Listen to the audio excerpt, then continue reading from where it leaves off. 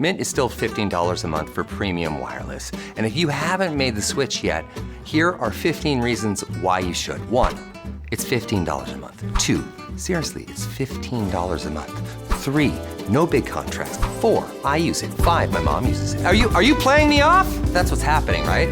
Okay, give it a try at mintmobile.com/switch. Upfront payment of $45 for 3-month plan, $15 per month equivalent required. New customer offer first 3 months only. Then full price plan options available. Taxes and fees extra. See mintmobile.com. Lowe's has the Labor Day deals you need to give your home a new look. Buy one, get one free select interior paint via Visa gift card rebate. Then, add the final touch with 2 for $8 on select 2.5 or 3-quart mums. Refresh your home and save big while doing it. Lowe's, we help, you save. Valid through 9/3. Mums offer in-store only. Selection varies by location. While supplies last. More terms and restrictions apply. See Lowes.com/rebates for details.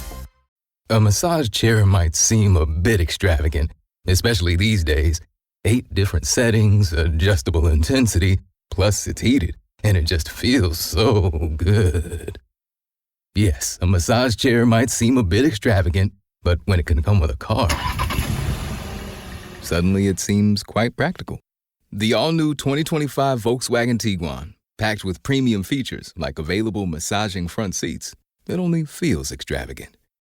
Love espresso, drip coffee, and cold brew? With the Ninja Luxe Cafe, if you can crave it, you can brew it. Espresso, balanced. Drip coffee, rich. Cold brew in a flash. With Barista Assist technology, you brew with no stress and no guesswork and make perfect silky microfoam hands-free from dairy or plant-based milks. Shop the Ninja Luxe Cafe at ninjakitchen.com. My football team's got me drinking. My football team's got me drinking. Give me beer, whiskey, wine or gin. Anything to shake this mood I'm in. My football team's got me drinking. Back at it again with another shade of blue. We are the KC Soccer Journal. My name is Cody Bradley. Thad Bell and Robert Russert are here. Carrie may be joining later. I'm not sure. I hope everyone enjoyed their Labor Day weekend. Here we are laboring on Labor Day to do this podcast, but I'm very happy to talk about a good weekend for Kansas City as a whole. The Royals also got a win, 2 soccer wins. So let's jump right into this, fellas. Oh, and Thad, a little teaser for later. Thad might have another trivia game. They're rare when they pop up, but he's got a quiz/trivia game that we're going to get to here shortly. But I want to talk about the 4-2 win over the Colorado Rapids. Thad, so much to like about this. So many little things that happened, good saves, big moments. What was your favorite thing that happened in this 4-2 win? Can I give 2? I will allow it.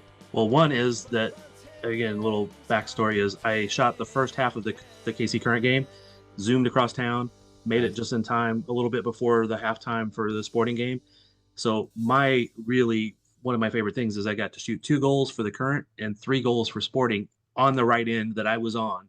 Wow. So I was in the right spots. Wow. And like one of those goals like directly at me. So there's a couple things with that. Anyway, the stars aligned. That's the perfect scenario for Thad Bell on a weekend of KC soccer, I think.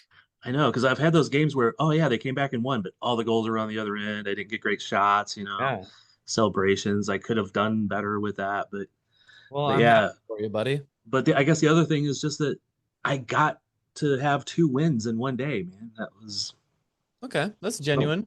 That was genuine. Robert, I was hoping for maybe something from the game that would launch our conversation about the game. Something from the game. What was your favorite thing that happened? Well, I'm going to start, Cody, with the fact that I'm happy that you are allowed to be here on Labor Day and you don't have to work because I know your schedule's been heavy, man. God, that's my favorite thing right there. Yeah. But from the game, I'm going to qualify this, but my favorite thing in the game was that there was hardly no defense besides goalkeeping being played on the field. So that would have to be my favorite thing. I called a 2-1 Sporting victory beforehand. That was my prediction, conservative. 4-2, even better. You had the right ratio. Yeah. Yeah, you had the right ratio there. So right fractions. Not a lot of defense in this one. I think 20 shots for Sporting KC. And man, when they turn it on, they really turn it on. All of a sudden, this team is free flowing and beautiful and moving it up the field and quick passing. And I don't know where that is the rest of the time, especially without Manu out there. But I will just say my favorite thing was Daniel Salloi going beast mode for that goal. I think that is my favorite goal he has ever scored. That I have spent years on this show saying I'm waiting for Daniel Salloi to get his man muscles, to beefing up a little bit and get a little stronger. He's known to get pushed off the balls a little bit. He goes down kind of easy. And none of that happened on that play. Rode some challenges, ran through several guys, and just smashed it home. Strong player all of a sudden, and I love it. He did his inner Johnny Russell. He channeled Johnny, I guess. Yes. I didn't know it, but Johnny was there. Robert told me Johnny was there. I didn't know that. Oh, really? He was in the stands watching. That is definitely what happened, man. He split the two defenders, and if you look, he actually pulled the jersey of the one as he's running by just to like close off the door behind him. And then one of the strengths of Salloi has always been is when he's on, he can curl that shot just past the defender so the keeper doesn't see it right away. And if you look, and again, I can share a photo of this, that's exactly what he did. Yeah, that snapshot that he has, he can get so much power with so little space and little rearing up to do it. He just snaps a rocket, and yeah, that was well taken. Carrie, welcome. Hello. You missed the game. Is that what happened? Are you wearing an RSL jersey? It looks like an RSL jersey. No, it's Spain. Okay. Well, okay. Now the audience can understand my mistake there. Same colors ish. But back to Shallowy's goal, I think afterwards, I'm pretty sure he looked up probably at Johnny Russell in one of the boxes and signaled Johnny. So definitely inner Johnny Russell for sure. He's on the right wing. He doesn't score often from there. So there you go. He did blow some kisses, and I was watching with my family that I have in town, and my little niece was asking who he blew those kisses to. And I was like, maybe his girlfriend is in the stands. She was like, well, maybe his parents. And then I got to explain to my 9-year-old niece the homegrown rule and what it takes to bring a player in Major League Soccer. So that was fun. Wait, you explained it? I tried. Like, he's not from here, but he plays here. Even that was too much for her to understand. Hungarian homegrown. But, you got to start them early. You got to teach them young. And they're from New York. These kids are from New York, and we got home, and they were like, we want to watch KC soccer. Just warmed my heart. One of the greatest things I've ever heard. Until they see a loss. Yeah, I'm shielding them from all of that. Carrie, we were talking about our favorite things from the game. What was your favorite thing from the highlights that you've seen? From the highlights. Or you're always monitoring Twitter. You're always monitoring social media. Something funny had to happen on social media during this game. No, because I was at the current game as it was happening. Okay. And then after the current game, I went home, changed, and I was meeting my mom and her best friends who was in town at Funky Town. But I was watching, I watched, or I should say, I watched on Foot Mob the extra time at the end in the parking lots. And my mom was like, where are you at? Like, you should be here by now. I was like, give me one more minute. Well, you have an excuse because you went to Funky Town. That's better than any soccer game, I think. So that was Carrie's favorite thing. And the current game, Current game. That's very true. We'll talk about the current game. That's coming up in segment 2. Thad, I have to talk about this because everyone calls me a keeper hater, but it was a big day for the Big Bear. It was, man. Dual save off the penalty and a lot of other good saves. He may have been able to save one of the ones that went in, but you get all those other ones, man, you got to give him a little slack. Yeah, because like Robert was saying, not a lot of defense in this one.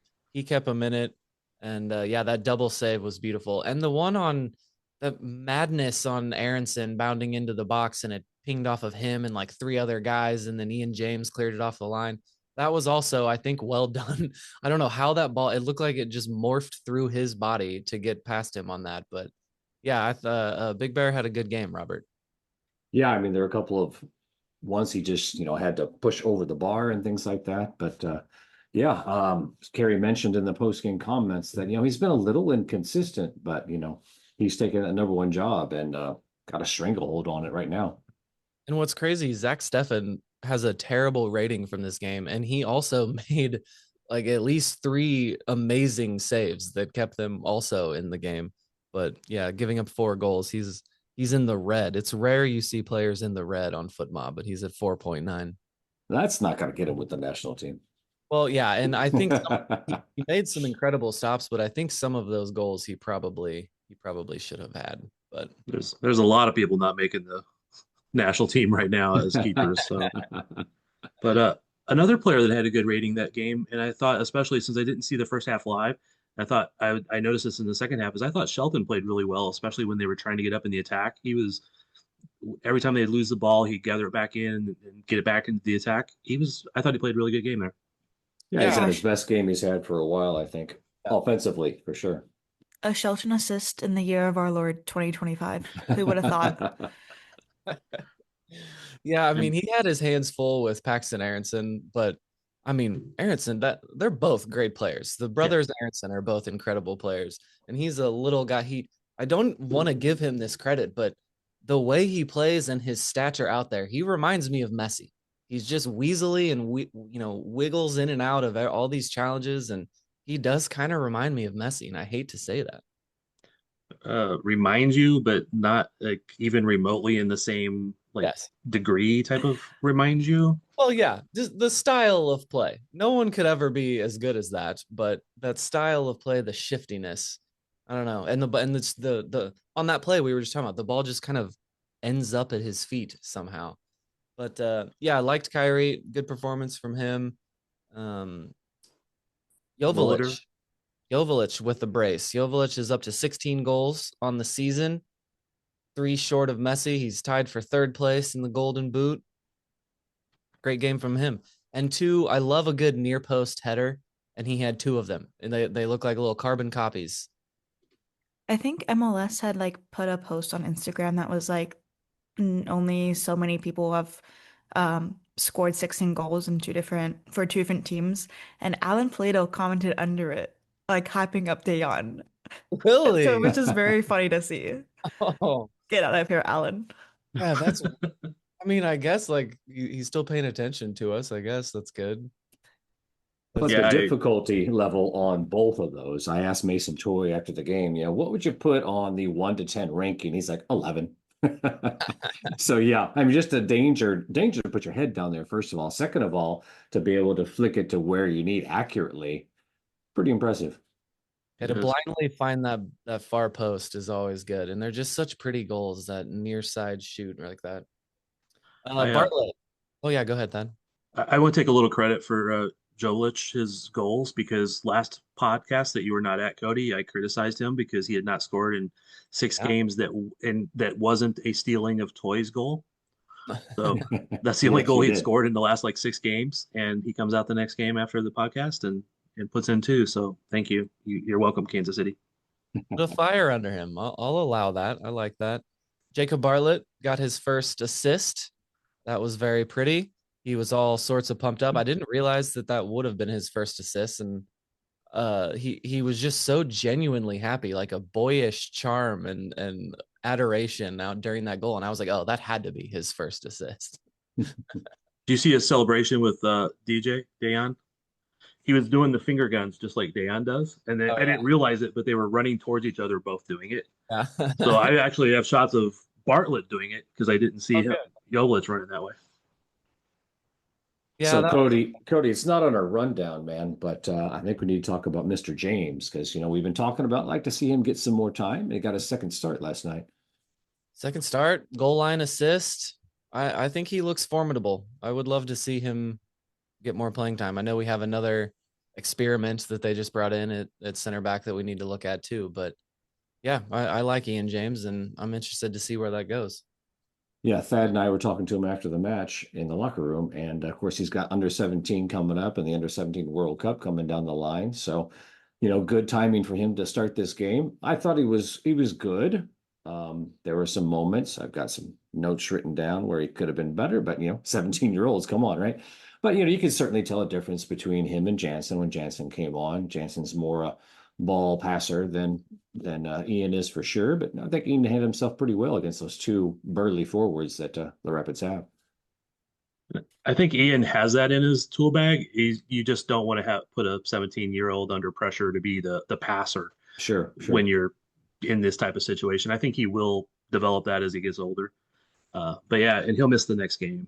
So just I mean because he's called up to the 17s, the Right. camp. He was rocking a new haircut, at least because I don't see a lot of SKC too. So he had a new haircut that I hadn't seen. I liked it. And did you guys talk about Jansen Miller shaving his head last week? Oh Because yeah. Yes. bad.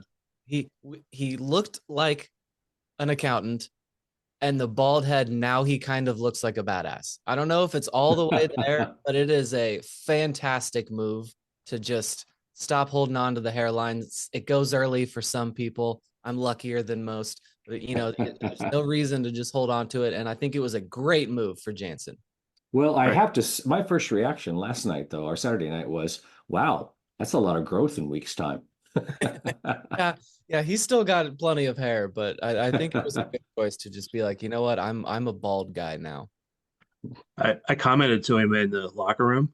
And actually, I got to give a shout out to Jansen. He was apparently watching the scoreboard because I did not realize this, but the scoreboard had wished me happy birthday because it was my birthday last week.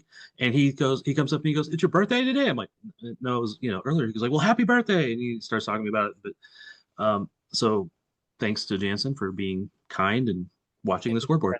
But I asked him about the hair, and he's like, "Yeah, I just had to do it." And I said, one of a person from our site was out in Seattle, and they're messaging us that there's a new player out there because they don't recognize you. And he's like, people from your site should know better than that. So Carrie, you have been called out by Jansen. No, it I wasn't did not give him. your name.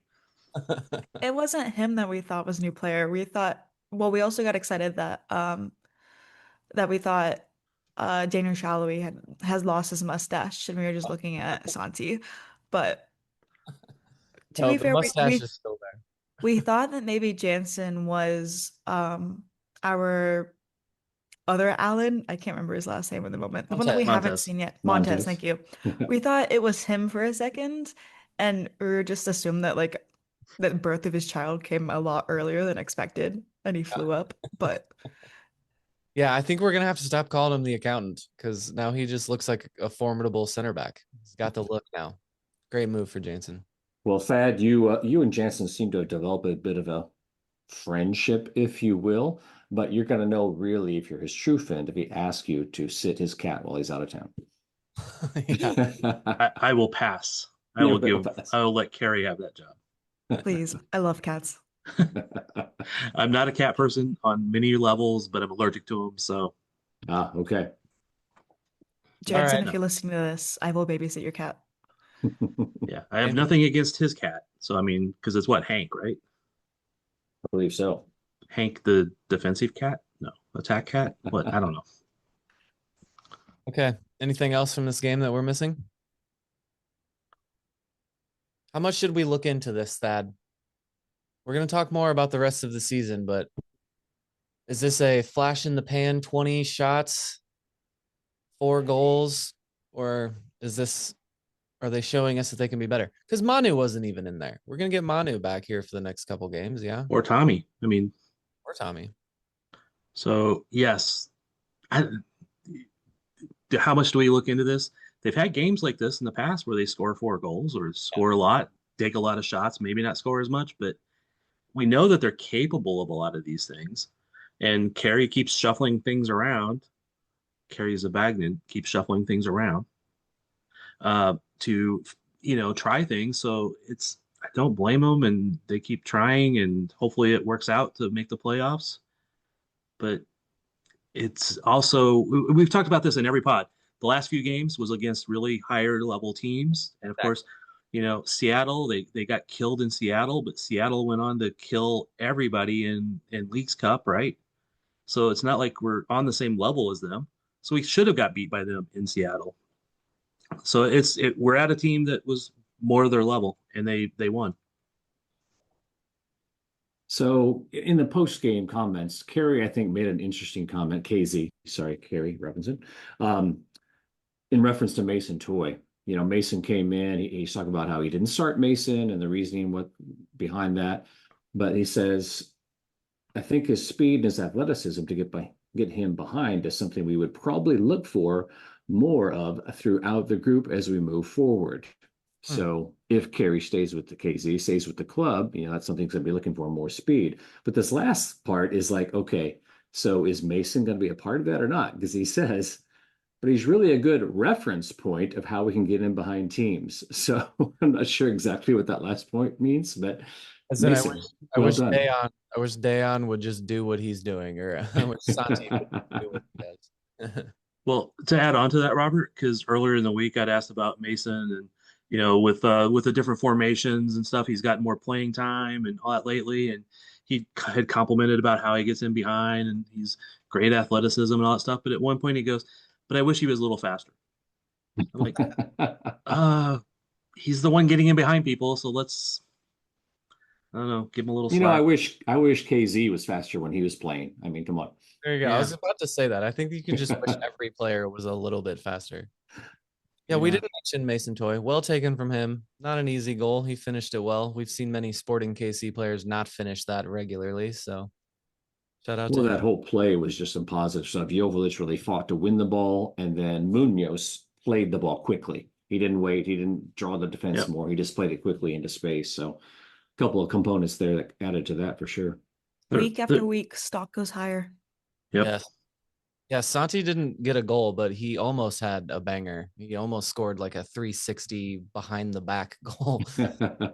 He's got it in him. I think that'll eventually come if we're able to get him time on the field and let him grow as a player. I really do think he can mature into something fun. Speaking of a banger, I think the post is still rattling from Ndenbe's strike. So close, man. Oh, man. Cool. Great win. We're going to soak it all up as long as we can until we have to play another game. We'll be right back. Brace the rudders! Brace the sails! Raise the sails! Captain, an unidentified ship is approaching. Over. Roger. Wait, is that an enterprise sales solution?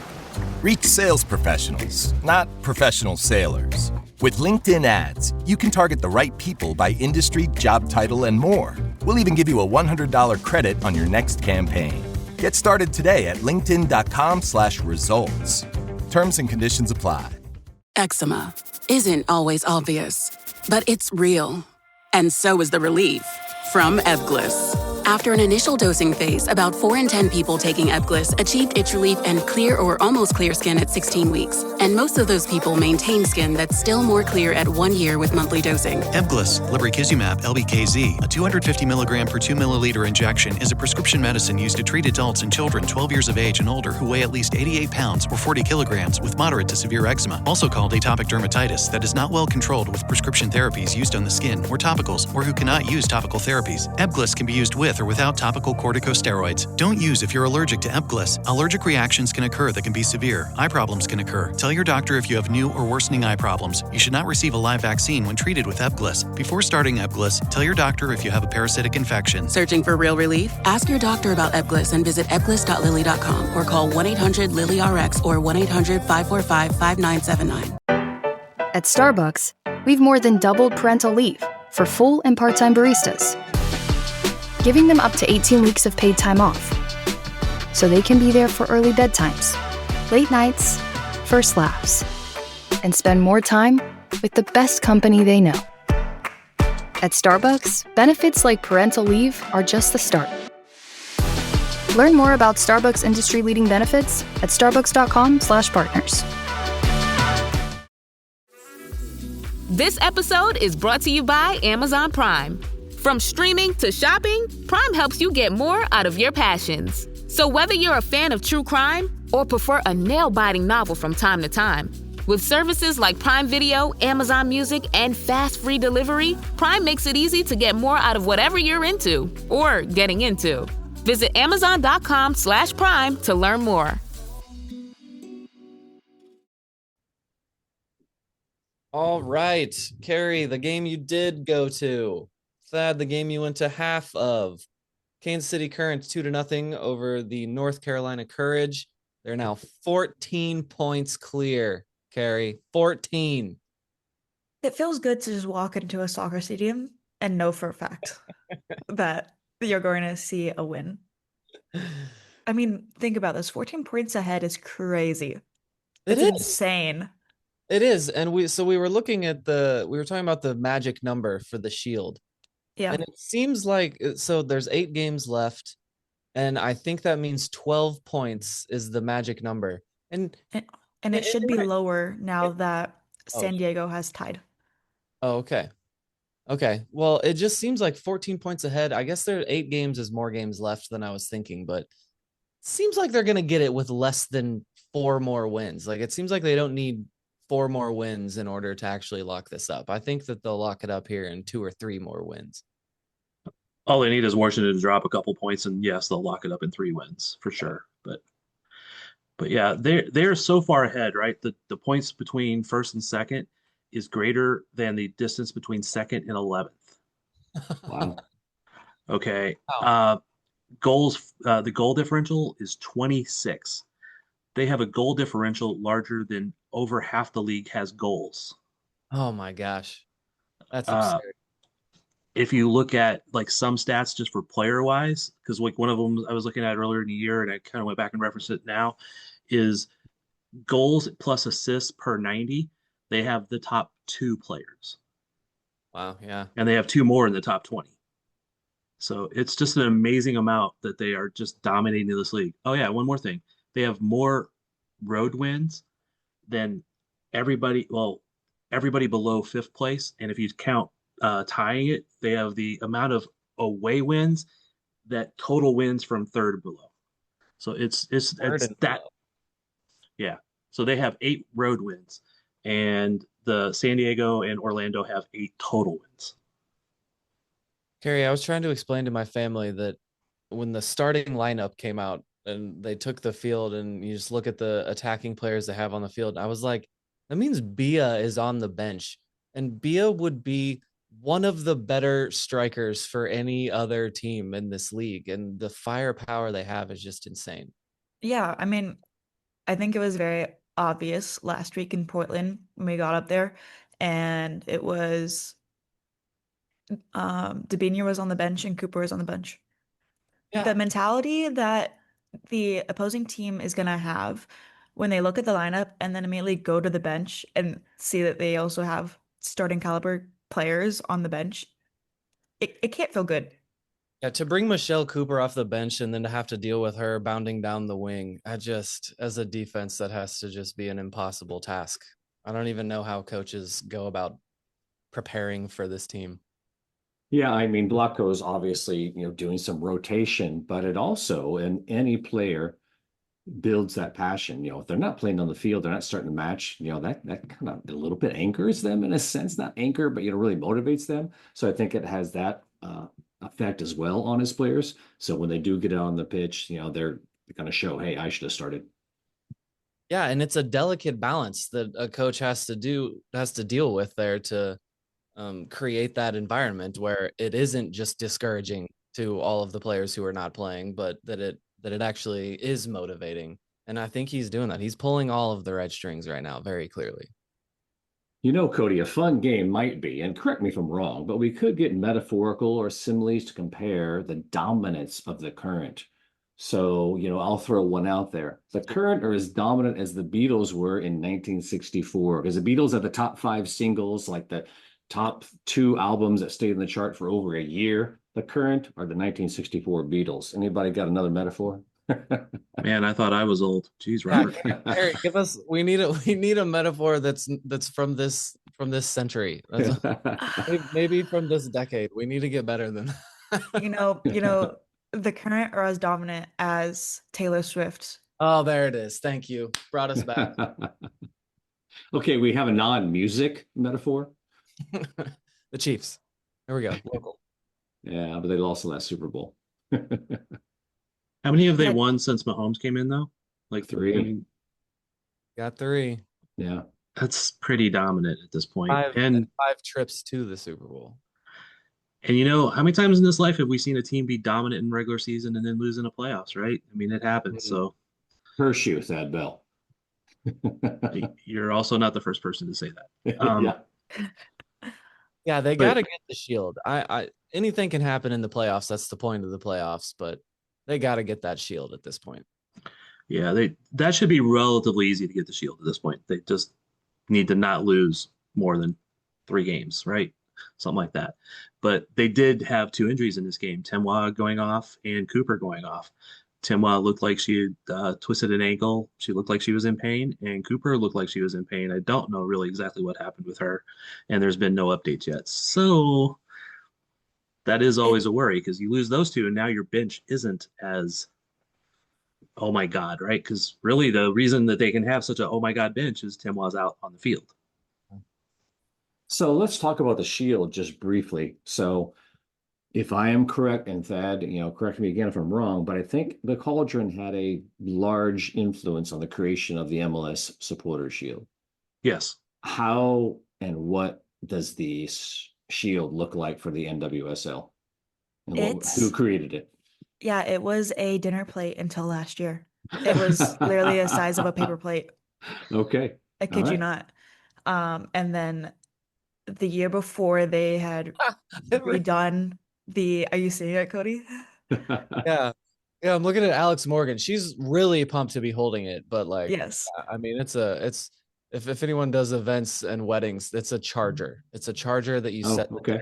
On. They will later be serving hors d'oeuvres on that. Yeah, exactly. So you said last year it did get bigger, or this is the first year we're going to get? Yes. So last year, the 2023 championship, they decided to rebrand the trophy, so it actually looks like a nice trophy, not just this outline of the national or of the league's brand. Yes, logo. Thank you. And so Tiffany & Co. came in for that, and then last year was the first year that Tiffany & Co. had rebranded, reshaped the shield. It looks really nice. You can actually hold it like it's a shield now. And there's some pictures of Marta, like she's Captain America. Nice. Nice touch to have Tiffany's do it too. It's good brand. And just a little interesting side bit. I think I'm right in this is that Tiffany also did the Teal Rising Cup, which is one of the major trophies to be won in. Then we shouldn't be calling it 3D printed if it was made by Tiffany's. Well, that one was not. It was the previous year. The Women's Cup was the 3D printed because they don't really matter because they just hold multiple Women's Cup tournaments around the world and keep giving trophies out for it. So Bay FC this weekend should be winnable. Should be very winnable. Yeah, they're just under the playoff line, right? If I'm recalling correctly. Well, they're 12th actually with 17 points. The playoff line is 24 points. And Bay's playing today, so later this evening, I believe, from when we're recording this. Okay, 8 games left for the current. We will be right back. This episode is brought to you by State Farm. Checking off the boxes on your to-do list is a great feeling. And when it comes to checking off coverage, a State Farm agent can help you choose an option that's right for you. Whether you prefer talking in person, on the phone, or using the award-winning app, it's nice knowing you have help finding coverage that best fits your needs. Like a good neighbor, State Farm is there. Hey, it's Paris. I love sparkly things, right? Like stars. Duh. And thanks to Hilton and AutoCamp, I just slept under them. Picture me, serving looks by the fire outside my luxurious Airstream, making s'mores with the kids, while a national park is our backdrop. The great outdoors meets Hilton hospitality. That's hot. Explore all the new ways to stay at Hilton.com. Hilton for the stay. This episode is sponsored by Friskies, who would like to tell your cats hi. Now, if that didn't get your cat's attention, there is one thing that always does the trick. Just pour some Friskies crunchy food in the bowl and you'll hear those paws come running. Works every time. With so many Friskies choices, you can always bring your cats running from their secret napping spots. There's always more to explore. See for yourself at Friskies.com or visit your local store. As a sports fan, I have to confess. Sometimes the game gets kind of boring. That's when I unfold my Samsung Galaxy Z Fold 7 and use multi-window viewing on its large screen. Boring game? I'm checking out my fantasy baseball league at the same time. Score still 1-0? I'm replying to emails in the other window, scoring points with the boss. Semifinals finally getting exciting? I'm buying tickets to the finals and booking my flights. Can your phone do that? The new Galaxy Z Fold 7. Get yours at Samsung.com. All right, Thad Bell's trivia game. I know nothing about this, so I can't give it a cool name or branding or music to go along with it. But every now and then, when I'm starting a podcast, Thad will say, "Hey, I've got a little trivia game if you want to play." I'm like, yes, every time. Make a trivia game every episode, and I will play it. So let's do this. I'm pumped for a trivia game. Well, I have to have the idea. Like something has to trigger the thought at the right time. And I saw 2 weeks, a week and a half ago or whatever it was, the youngest player in the Premier League came in. Like in Premier League history was 15 years and 881 days for Arsenal, or the second youngest. That was the second youngest. So the previous youngest was also with Arsenal. So anyway, that just made me like, who has been the youngest players for sporting history? And there was I got two lists. I went to Mike. So Mike Stat, Mike Kuhn down the byline at all the different socials, all that stuff. He's the one that got me the stats. So can you name, I have a list 20 deep of the youngest players to play for Sporting. Jeez. You guys will know most of the names, but Robert will know some that you may not. So I don't know, you want to do this like round robin, just to go around, or just I want to go first. Guess? All right, go first. Gianluca Busio. There is the youngest one. I might have exhausted my list. Eric Palmer Brown. He is third on the list. I saw that when we were in Portland waiting for the bus to go to the stadium, we saw an Eric Palmer Brown jersey. Nice. Robert? I'm going to go out on a limb here and say Matt McEwen. Yeah, don't take any of the ones I can get. You go all the KC Wizards players. He is not in the top. Oh, I took a Remember, risk. he went to college first. I took a risk. I'm going to say Ian James. He is number 2 on the list. So you have the top 3, and the one guy I was counting on to actually get some failed me on so far. I have another one. I went out on a limb. Carrie? Jalen Lindsay. Yes, he is 4th on the list. So your guys are doing good. 1, 2, 3, 4, doing good. This number might be my 5 list. though. Number 5 and 6 is probably not guys you're going to know. Go ahead, Robert. Pressure. I'm going to say that I can picture him, but I can't think of his name. That doesn't help. Goalkeeper. Tiny Puma. What the heck was his name? I gave you his nickname. So who did you say? Tiny Puma. Yeah, that's not helping me. It's my 58-year-old brain. I'm going to say, you giving me a time cut down, are you? Yeah, I can't think of his name either. Oh my God, I'm failing. Move on, Cody. You're doing terrible, Robert. I am. I'll do. Now I forgot the one Tyler Freeman. Ah, good one. No. No, really. No, that was a really young player, I thought. Did he play a game? Oh, yeah, maybe not. I just remember we signed him young. Carrie? Yeah, I'm gonna be in trouble on this. No list. cheating, Carrie. I'm not. I'm trying to go through like all the players that I've had like on Snapchat before. Wilson Harris. Ah. No. Okay. Not according to Mike Stat. Okay. How about Cody? I mean, Robert. You got to get one, man, dude. Sorry. Yeah, I do have to. Don't know if I'm gonna though. Too much wedding on the brain. Do I need to start giving hints? No, but I'm going to skip this round. Cody. I'll start giving hints after this round. How about I don't know. How about Jake Davis? You went up to 20. He's got to be on there. Yeah. Okay. There we go. He's number 15th on the list at the age of 19 and 255 days. I don't think he's gonna be on the list, but John Polskamp. He is. Oh, okay. Nice. See, one of my hints was going to be 2 of them are still on the team. Okay, there you go. Robert, trying to think of a way to give you a hint. I can't believe Robert's doing the worst in this. I am. I'm doing terrible. I know. I'll give you a hint. One of them's brother played for the team. Wait, I don't know which one of them was. I've got nothing today. All right, we're just opening up. Anybody throw the names out there? Cam Duke. It's one of the Yes. Dukes Good one. you were talking about. Yep, Cam Duke. Oh, sorry, He's was one of that the said young- already? No, that's Oh, okay. That was the brother hint, right? Yep. Yep. Latif Blessing.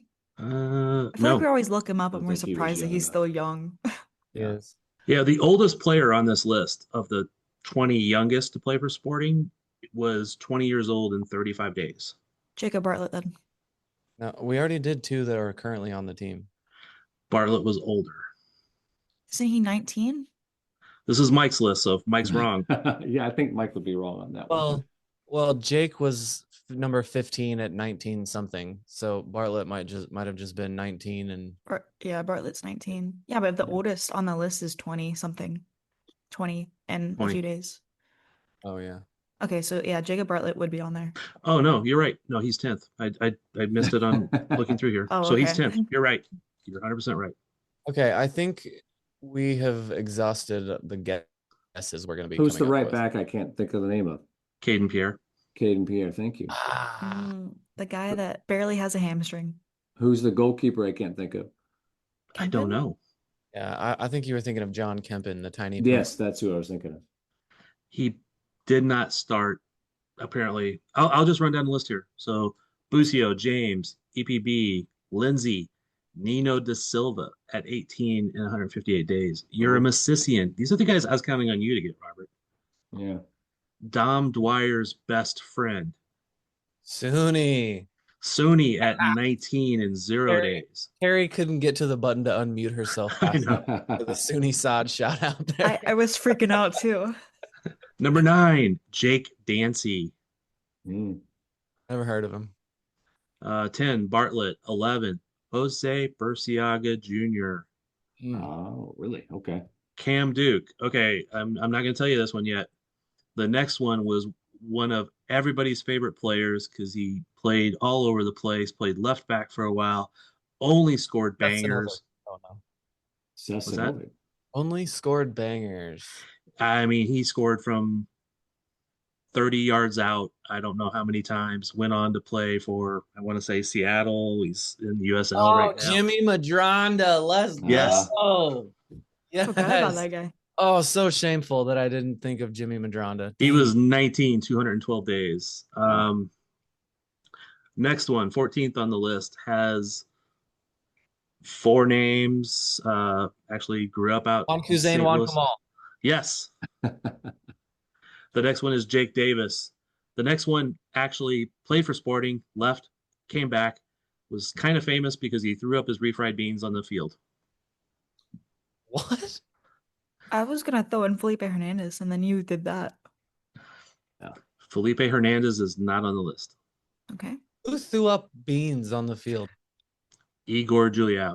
Oh man, forgot about him. The Brazilian. Thought he was one of those. He was one of those I fell in love with like in one day in training, and I thought he was be the greatest ever player. He was so good. He puked. He was so good, but he did throw up on the field one time, and I was told it was refried beans. I do not actually have photographic proof of that, so if I'm wrong, I apologize. And he came back and then wasn't any good. Which I have one other player that came back and was no good, but we'll get to that in a minute. After Igor Juliao is John Pulskamp at 17. At 18, him and his twin brother came through the academy. They both played for the 2 team. One actually made an appearance for the first team. Twin brothers. This is not the Dukes. Okay. Nope. Kave Rad. Oh. I remember that name. I didn't know he had a brother on the team. Yeah, it was. They both played in the academy. They both played for the 2 team. One was a center back, one was a D mid, but they kind of switched them around because coaches have to switch people around. Number 19 is a Wizards legacy because his dad played for the team. He's also a color. Teal Bunbury. Ding. Teal's a legacy player? I don't think I knew that. Yeah, his dad, Alex Bunbury, played for the Wizards for a year. Canadian international. Teal could have been Canadian, but switched to US because that was going to be he's just going to be a superstar for the US, but probably should have stuck with Canada, quite honestly. I was like Remember, Teal. I didn't know he was that he was young like that. I don't remember that aspect. he was 20 when he made his first appearance at 20 years and 28 days. Number 20 on the list is a player who started part of our Catalan Cafe love. Left, came back. His first year, he was only here for like a year and a half, showed up in time to win an Open Cup. Oh, I was going to say Yuri, but no. Yes. Oh, yes. An Open Cup. Oh, yeah, because he missed okay, yeah, that's Yep. right. Well, he started the championship, but went out That's right. injured right away, and And I thought Olam came in for him. All right. So I do have one more list I'm going to go through, but I'm not going to do it as a trivia thing. But it's the players that were youngest when they made 50 starts. Okay, give us 5 of them. Well, I'm going to let you. I'm going to make you guess on a couple of them, but there's 1, 2, 3, 4 of them currently playing on the team. Okay, so they made 50 starts at the youngest age. Yes. Okay. Salloi. That's Shallowy's 1. Davis. Davis is 2. Polskamp. 3. And one of them just made his 50th appearance 2 games ago. And that's one reason why this came up. Like Logan? Nope, but you're close. Gotta be Volader? Yes. All right. Wow, it's hard to think that he's had 50 appearances. that's on this I team, know. From being injured and in the doghouse. And here's something crazy. On that 50 games, that 50 list, the youngest to make 50, the number 1 youngest player is not on that list. Busio did not make 50 games. Wow. For sporting regulation. Never felt like play. 50 games. It felt like we saw him play like 10 times. If you count Open Cup, he would have been in there. So I'll just give you the full list real quick. Nick Garcia was the youngest to make 50 games. Michael Harrington, Daniel Salloi, Jake Davis, Jimmy Madronda, Matt McKeown, Jose Burciaga Jr., John Pulskamp, CJ Sapong, Robert Bolider, and just to round out to make it 11 is Francisco Gomez. Oh, okay. Where's Jimmy Madronda? Is Jimmy Madronda okay? He's with the USL team, I think. I forget which one. Doing all right then. All right, there's my trivia. Sorry if it took too long. Thank you very much, Thad. Appreciate it. Love I having will send you those graphics and we can put them in a post somewhere. Okay. All right, so 6 matches left for Sporting Kansas City. Changing gears. Austin FC on Sunday night. They're playing Sunday night soccer. Not exactly a banner match for the league, but they are on the highlight game. Austin is in 7th place. And Thad, I was looking before we started here. They don't score a lot of goals. They don't concede very many either. But they have 14 less goals for than Sporting Kansas City. And nobody on their team has more than 5 goals. So they spread them all around. I'm not totally surprised because, I mean, Sporting has actually scored fairly well. So, yeah, they just don't defend well. Yeah. We've allowed 24 more. Oh, my gosh. But, our old friend Ilie, of course. Will Ilie be able to make the playoffs this year and maybe, win a PK for the final? Who knows? It could happen. They've dropped a couple points. They won against, I think it was San Jose this weekend, but they definitely did lose a couple points. They're still in 7th. I imagine, looking at this table, they look like one of the playoffs teams. I imagine they will get in above the line.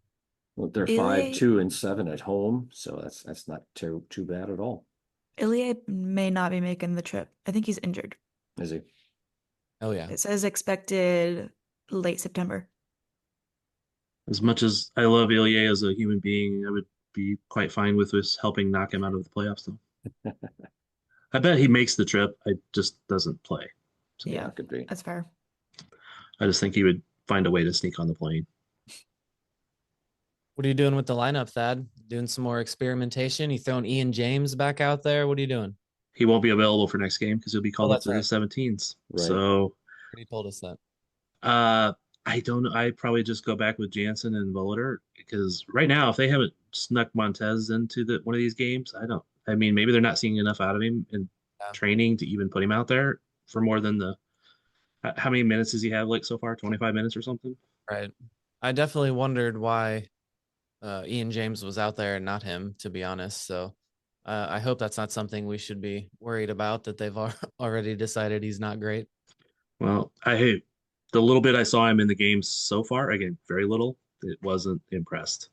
Now he is got the height, so maybe move Bartlett back there. I don't know. So But Robert, Basong will be gone too. oh yeah.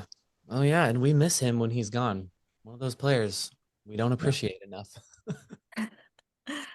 Well, a little more about Austin. Let's not forget our other friend who plays for them, Mr. Rubio. Diego Rubio, can never forget him because he always scores.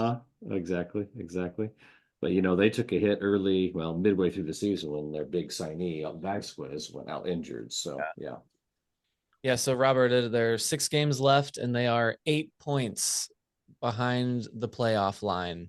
We were talking a few weeks ago about how if you have to make up more points than you have games left, that it is going to be very tough. So I have kind of conceded, and I'm just here for a good time, maybe see some more goals like we saw last night. But is anyone else here holding out hope? A lot of yes. Thad's got it. Thank you. Keeping us in it, Thad. What do you got?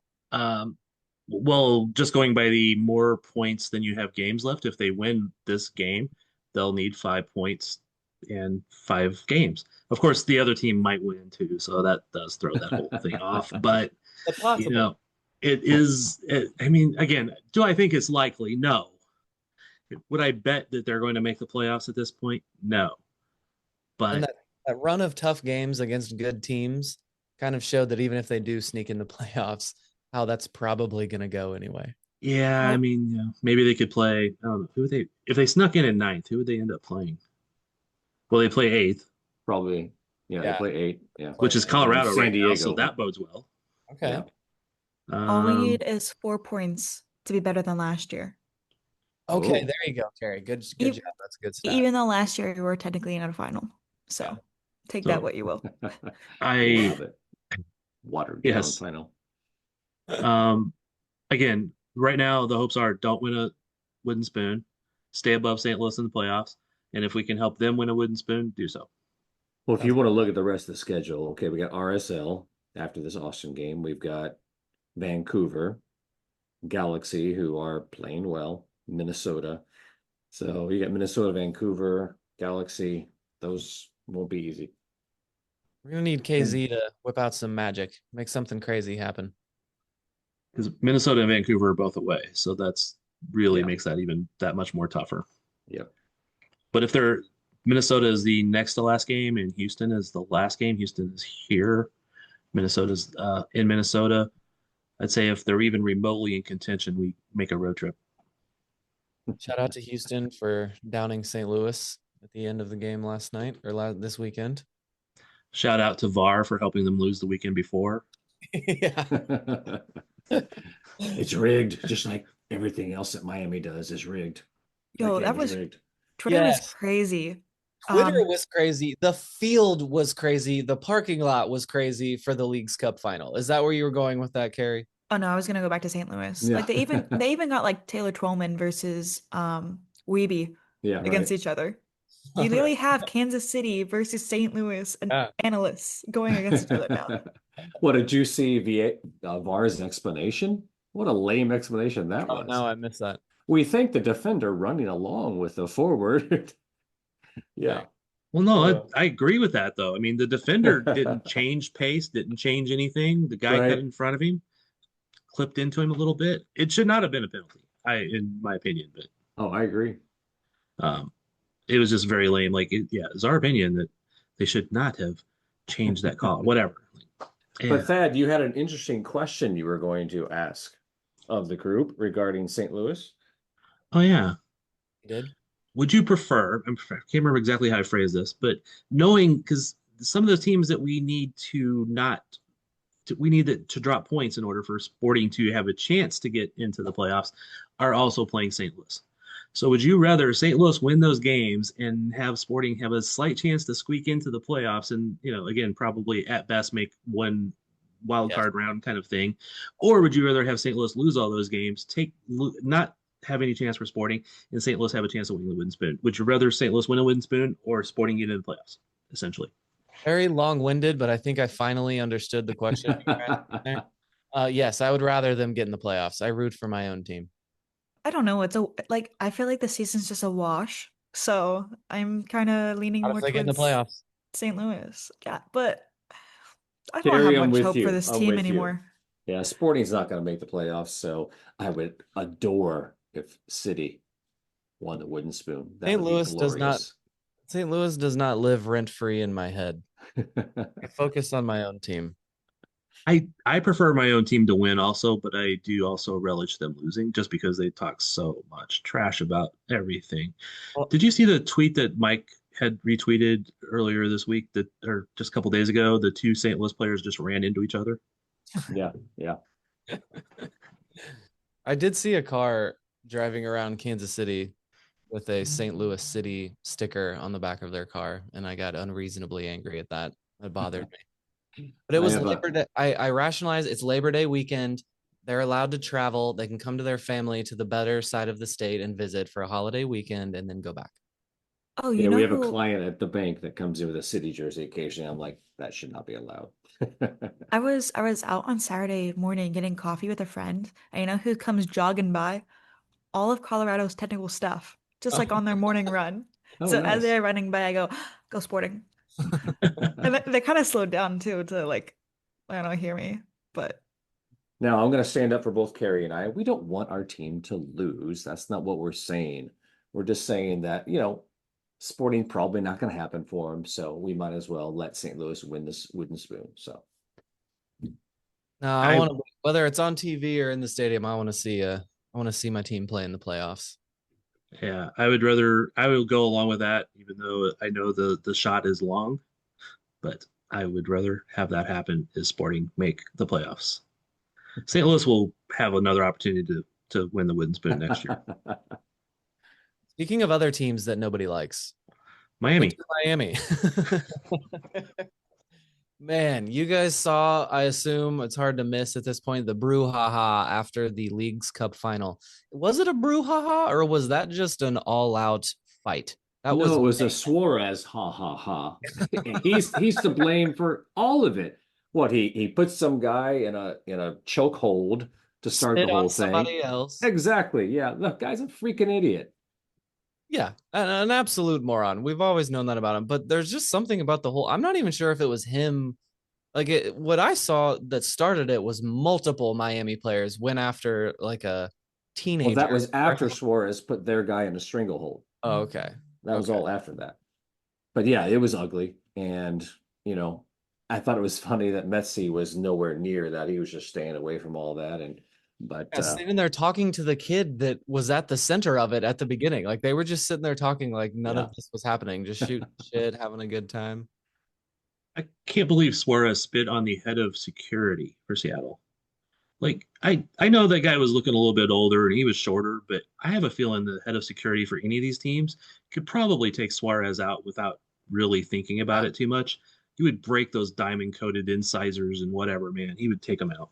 And what could he have done? Like, was Suarez just angry that the security guard was getting a handle on the fight that was happening on the field? Like, we always talk about almost fights. This was not an almost fight. There were, I don't know if you can call them punches because maybe they were open hands and there were some pussies that were throwing them, but there were actual, swings being had, and it was an actual fight. That definitely went beyond almost fight. Now, there is two sides to every story. Who knows what was said, what was done to set Suarez off? I'm not trying to make an excuse for him, but there may have been something. Somebody did mention that they think he may have been confused and went after that guy because he resembled somebody who was in the fight with a different color hat. So I don't know that had any bearing in it or not, but I'm just throwing that out there. They were calling it the Pastel Cup. Did you see that? Yes. I really like that. I thought it was one of the most beautiful jersey matchups that MLS has ever had. I love those green and blue jerseys for Seattle. Yeah, me too. And the pink is obviously very nice too. I liked the jersey matchup. It's a big thing for me in sports. I'm a vain person. I like stuff like that. Jersey matchups are important, especially in NFL. jersey matchups will make or break the broadcast of an NFL game. So yeah, I mean, going into that match, if you want to talk about it at all, Miami didn't have a chance. Seattle playing at home on turf, they are so good, especially through the midfield. I mean, the only way Miami was going to win that game is if, Messi pulled some miracles out, and he missed an open shot. So, Seattle is just good, guys. Yeah, once they really did never have a shot, but Miami's always going to have like a 10-minute window where the other team is just like they've gotten lackadaisical enough or tired enough or whatever it is, and Miami just comes so strong for 12 or 15 minutes. And Miami weathered that, or Seattle weathered that. Messi missed that sitter, and it didn't end up even being close. I'm just glad that Seattle's model, I mean, you could take this saying Seattle's model of the way they formed the roster, came out on top against the, Miami way of doing things. And that was one of the tifos. Oh, yeah. It was like success is built, not bought, something like that in the Seattle stands. So kudos to them for that. And they were offering people to exchange their Messi jersey for Paul Rothrock, who scored. At least Sporting scored up there. That's true. And that was a cool moment when Rothrock got that goal in front of that stadium and that moment. That was all pretty cool. But yes, the fighting was not just on the field. Did you guys see this? It spilled over into the parking lot after the game, and the fans were fighting. Got very ugly. But you know what? America is officially a footballing nation. I am starting to hate everything about Miami. And like Thad said, there's two sides to every story. This clip I saw of the fans clashing, there's no way for me to tell that Miami fans started it. But you know what? I think Miami fans started it. There's just something about it. The way their fans act and the way this club is behaving, they've just made enemies at all corners. And I know I was joking about being a real footballing nation, but this video is really gross. It is a really unfortunate video to see, and the KC Soccer Journal condemns it wholeheartedly. Yeah, we do condemn it. Yes. No, we do, but I've not seen the video of the fans fighting, so I'll go look for that later. But Dad, people were picking up poles on the ground and like beating lifeless people laying on the ground. Like, it was a disgusting video. You should watch. It wasn't just some like chubby guys in jerseys yelling at each other in the line. Like it was really gross. That's disturbing. I hope that doesn't continue in this league. No, it should not, and those people should be banned if they can figure out who they are and all that. Completely agree. Seattle and Portland have hated each other for over a decade now in this league, and I've never seen anything like that. But Miami comes in and all hell breaks loose. I don't know who started it, and I don't know any of that, but my interactions with Seattle fans have always been that they've been pretty decent. They've been a little bit, trash talky type of stuff, but they've never been violent. So I don't know who did it, but there's bad fans in every fandom. So I mean, Sporting has some bad fans for sure, and I've had some in the past, just not the majority of us by any means. I think some of that though is that, I'm sure the true soccer fans, MLS fans of Miami are mostly pretty good people, but I think with Miami, they just have mobs of people who just know Messi, and they just halfway know soccer, and they know soccer people fight, and they're just there for a good time. And this is so I think that's they have more reach, and they are getting out of the realm of American soccer, the American soccer community. And they probably have more fans that are from other soccer cultures naturally. Yeah. And I'm not saying that those are all bad in any way, shape, or form, but there are a lot of soccer cultures where the fighting is much more prevalent than it is in the U.S. Yeah, pretty much everywhere in the world. I mean, like definitely South America, but I think fighting outside of stadiums happens anywhere in the world more than it happens here. So, yeah, definitely don't want to see that enter our culture. I mean, we do see it even, with NFL or college games at times, but it's always pretty minor in my experience. But I mean, I've seen, 5 guys fight it out at a college football game before. Oh, I can't. If I'm going to a Chiefs game and we're sitting in the upper deck, we have a bet on if we're going to see someone puke or if we're going to see a fight first. Like, which one of those will happen first? Because they'll both happen. Yeah. Okay. I guess we ended on a sad note, but great weekend for Kansas City soccer. 4-2 and 2-0. We ended on a good note. Miami lost. So, I mean, I didn't want Seattle to win either, but between the two, I wanted Seattle to win it because they have at least a history, a tradition, and a proper building process. And the other thing is kudos to them as they put it far enough out of reach that the referees couldn't call a late penalty to change the game. I'm not saying that would ever happen. It's rigged. But, it takes the doubt out of it at that point. So good for that. I mean, hey, it's September, guys. We've got Sporting still a chance for the playoffs. We've got the Current headed toward the Shield. That's not bad. And SKC2 lost this weekend, but they played well for a good chunk of it. And Ike Opara says he's seen some good things out of it. Good. Now our first team's going to be okay then, right? SKC2 had a mildly better game. First team's going to be all right. I'm pretty sure it doesn't quite work that way. But yeah, I mean, if you're going to be hopeful, right? Thad, Pointy Ball is starting this next weekend. All of our listeners, for the sake of Thad, don't forget about soccer. Football, American football is not the only sport. Thad doesn't care about it. We'll be here doing the show every weekend. Come back and hang out with us. We'll keep talking soccer. I watch it. You do watch it? Yeah, it's just it's not my main thing. I mean, every mention of football that comes up, he's like, oh, who's that? I'm not sure who that is. I don't know the name of a lot of the players. Oh, that's just true. He only knows Mahomes because he's a minority owner in everything. Yeah, that's true. He's saving soccer in our country, in our city. Okay, Thad, you want to leave us with something prophetic? Love is important. Morning! Don't seem so tough. And 3 own goals ain't all that rough. Our skipper has just been sent off. Some punters strong have all gone soft. My football team's got me drinking. My football team's got me drinking. My football team's got me drinking. Give me beer or whiskey, wine or gin, anything to shake this mood I'm in. My football team's got me drinking. My football team's got me drinking. My football team's got me drinking.